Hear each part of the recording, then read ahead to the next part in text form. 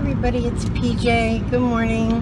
I'm on my way to work. I got a newfangled thing to see if this is better for videotaping me in the car, because I always end up at the very corner of the screen as opposed to right here where it should be. Anyway, so I wanted to talk to you about astral projection. Again, I know. Am I getting too much on the subject? Sorry. It is a rainy day, and yeah, 95, rainy day. So this might be short.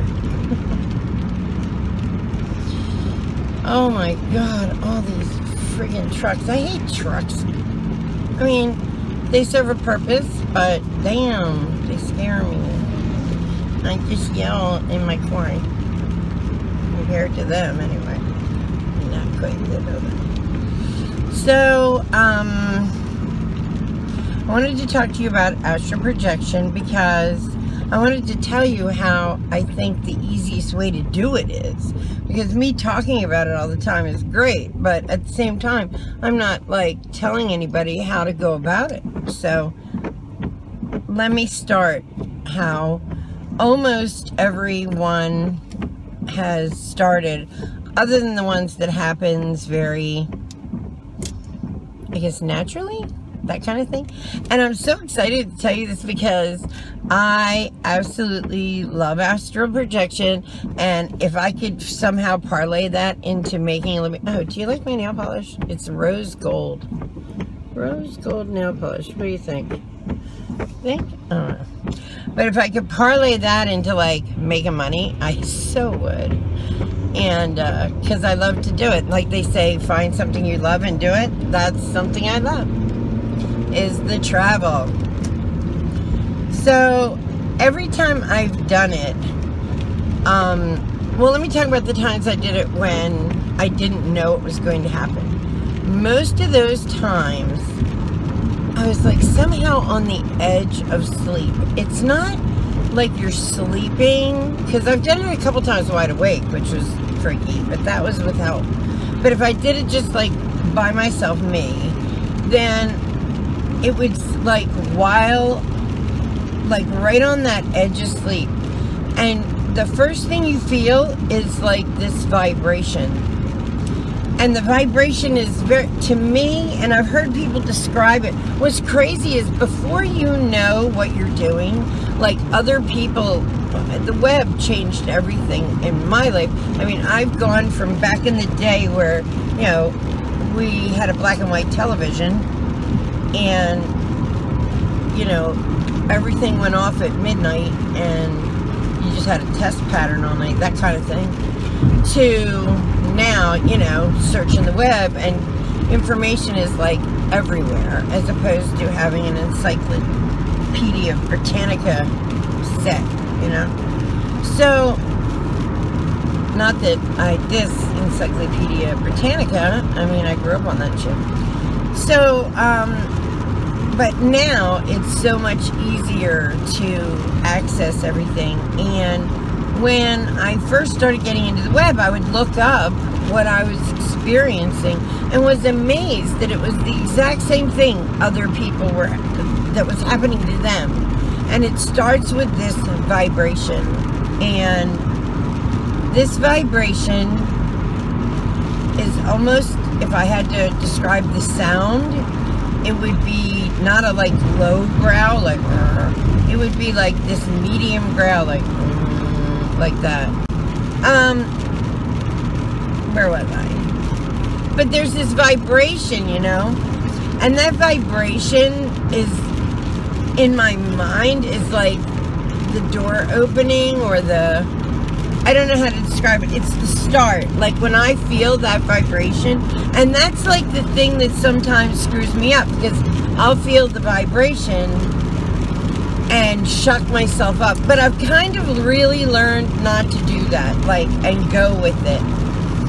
But sometimes it happens so quickly, you don't even really kind of notice the vibration so much. But when you do, and I've had it take a minute too, where it almost feels like you're a vacuum. Like, I describe it as jumping out of an airplane, because like it feels like my face is going. And you know what? I'm sure if you go through your mind, everyone, go through your mind about times where you're almost asleep and then somebody snaps you awake, and that kind of vibrational feeling in your head that you get, that's like the very start of it. If you let that go, if you let that vibration go, you would go to where it, like, if you go forward towards that vibration, I don't even know how to describe it, like push yourself through that vibration, that's when you come out on the other side. And that other side is where you're like, at first you're like, oh, am I dreaming? And then you're like, no, I'm not dreaming. Now, lucid dreaming I've had too, but the difference is with lucid dreaming and traveling, like what I consider traveling, is when I lucid dream, I can't turn around and look at myself. But when I fly, when I actually go somewhere, I can turn around and look at me in bed. And that's freaky the first time. But, because you can even, like, kind of convince yourself it's not you in bed, it's somebody else. But when you really look, it's you. And vision is different. Where, like, I almost feel like your depth I almost feel like your depth perception is, like, off over there. And when I say over there, I think you can come out the other side of this, if you want to call it like almost a wormhole or something, you can come out the other side of this wormhole and I feel like be in different places or levels or dimensions. I know I'm a crazy lady, right? If you're just watching this going, what the hell? But the truth is, that's what I think, because sometimes I have come to in my own room, but the density of the air, the feeling of the gravity is so much worse. Like when I say worse, it's so much heavier, so different than what it is for me normally. And I feel like that's when you've like sidestepped into a very similar world of your own, or the same world as your own. I don't know, but things are different and there are other beings there. Bob Monroe, who I talk about a lot, he had actually gone to the point where he could go and meet different entities from different worlds. I believe that I have also seen some of those entities, but not anywhere near the extent of what Bob Monroe did. I mean, I just think that what he did was so cutting edge and fringe. So here's my lesson. When you start to have that vibrational feeling, like the feeling you were jolted out of sleep or something, push for it. Go for it. Push towards it. Let the vibration come. Don't try to get out of it. Let it come. And you'll pop through somewhere on the other side. But when it's not that you're sleeping and you're meditating, and when you're meditating, you're awake. I mean, your mind is alert. You can hear everything going on around you. That vibration is not as audible as it is when you're sleeping. It just isn't. And all of a sudden, you will like kind of, your mind will all of a sudden be somewhere and you're like, and you question yourself, or I did. I was like, why am I in a cabin? Did I make up the cabin? Okay, let me try not wanting to be in the cabin. That didn't work, you know? And you're like in this place, and you can either kind of rebuke it right off you. My son had a experience and he was very scared of it, So he ended it. No, he just said, I don't want to do this, and came out of it. I always look to stay there to see what's going on. I'm dying to talk to someone who's there, because I've run into people and things, and I would like to be able to see what they have to say. Like, that's my next journey, is going to try.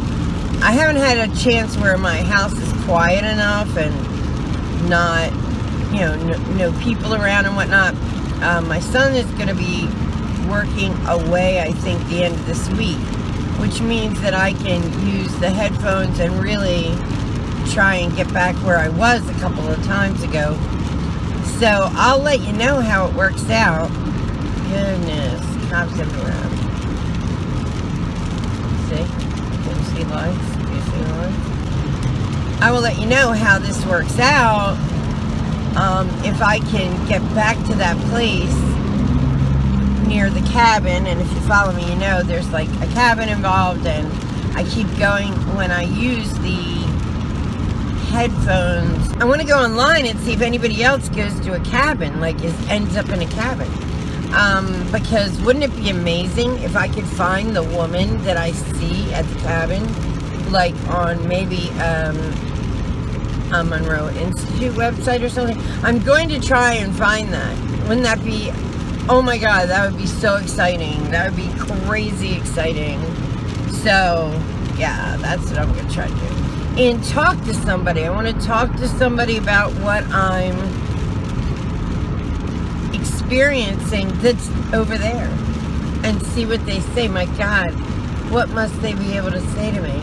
So I've yet to be able to talk to this woman who is there consistently, and the only way I can get to the cabin is through the headset and the Monroe Institute Gateway CDs. And if you want to try to astral project, they're $100. They're worth every penny. Like, you have experiences within the first 2 CDs that you would be like, wow, what the hell? I did. And maybe I'm more open to that because I've done it before, because I've traveled a couple times, so I'm kind of aware of what they are, what traveling is. But if not, I do believe that when you get to a certain point, something will happen. You'll start your journeys, even if it's in a small way. Maybe because prior to even getting these CDs, I had some experiences. I've had some really big experiences just using the CDs. Can you imagine if you are in there? They have pods, and you go in the little pod, and they hook you up to like monitor you, so you're never like alone. And because that's a little scary. But the other side to it is like, people say, well, what if you get caught over there? Okay, and I'm somewhere. Like, that would suck. You know, I hope none of that happens. But I also similarly hope that whenever I pass in life, from this life to the next, that I have some idea of what's going to happen and where I'm going. I've had those experiences too. So I definitely think that knowing is better than not knowing. And knowing means you can profess it, you know, like you can tell people about it. So, like, you know, you saw that movie Heaven is Real, you know? I think it's more like heaven's a geography. That's all I got for today. There's only one lesson in all this. When you feel the vibration, don't shy away. That is the beginning. That is the beginning. You'll feel like you're being sucked through a tube. That's the best way. Okay, bus, just let me go right across. That is the best way I know how to describe it. Like you're being sucked through a tube, and like all your body's like vibrating with the air around you. That's what it feels like. And then there's almost like an audible.